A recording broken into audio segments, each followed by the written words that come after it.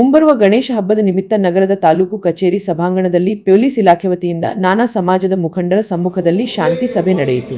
DYSP Rajanna ಮಾತನಾಡಿ, ಪ್ರತಿ ವರ್ಷದಂತೆ ಈ ವರ್ಷವೂ ನಗರ ಸೇರಿ ವಿವಿಧ ಗ್ರಾಮಗಳ ಸಾರ್ವಜನಿಕರು ಗಣೇಶ ಹಬ್ಬದಲ್ಲಿ ಯಾವುದೇ ಅಹಿತಕರ ಘಟನೆಗಳು ಜರುಗದಂತೆ ಜಾಗೃತಿ ವಹಿಸಬೇಕು.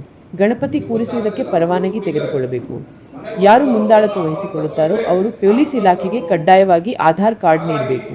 ಎಲ್ಲಿ ಕೂರಿಸುತ್ತಾರೆ ಮತ್ತು ಯಾವಾಗ ಗಣೇಶನನ್ನು ವಿಸರ್ಜಿಸುತ್ತಾರೆ ಎಂಬ ಕುರಿತು ಪೊಲೀಸ್ ಇಲಾಖೆ ಅಧಿಕಾರಿಗಳಿಗೆ ಅರ್ಜಿ ಸಲ್ಲಿಸಬೇಕು ಎಂದು ತಿಳಿಸಿದರು.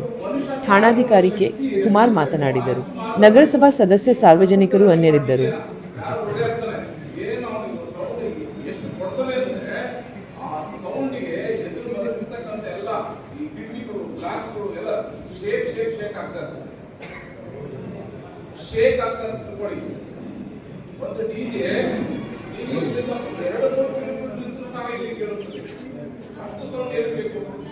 ಮನುಷ್ಯನ ಜೀವ ಹೋಗ್ಲಿಕ್ಕೆ ನೀವು ಹಬ್ಬ ಹರಿದಿನಗಳು ಆಚರಣೆ ಮಾಡೋದು.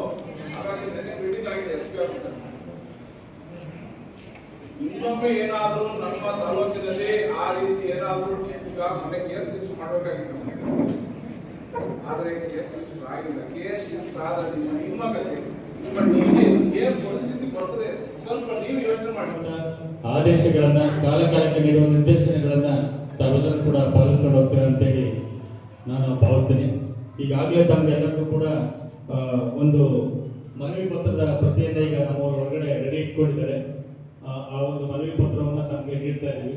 ಅದರಲ್ಲಿ ಏನಿಲ್ಲ, ತಾವು ಯಾರು ಕಮಿಟಿ ಅಧ್ಯಕ್ಷರಿದ್ದೀರಾ, ಸದಸ್ಯರು ಯಾರಿರ್ತೀರಾ, ಗಣಪತಿ ಹತ್ರ ರಾತ್ರಿಯಾಗಲೂ ಯಾರಿರ್ತೀರಾ, ತಾವು ಪೆಂಡಲ್ ಆಗ್ತಕ್ಕಂಥ ಜಾಗ ಅದು ನಗರಸಭೆಯದಾಗಿದ್ರೆ ನಗರಸಭೆ ಅಧಿಕಾರಿಗಳಿಂದ ಒಂದು ಅನುಮತಿಯನ್ನು ಪತ್ರವನ್ನು ಪಡೆಯಬೇಕು.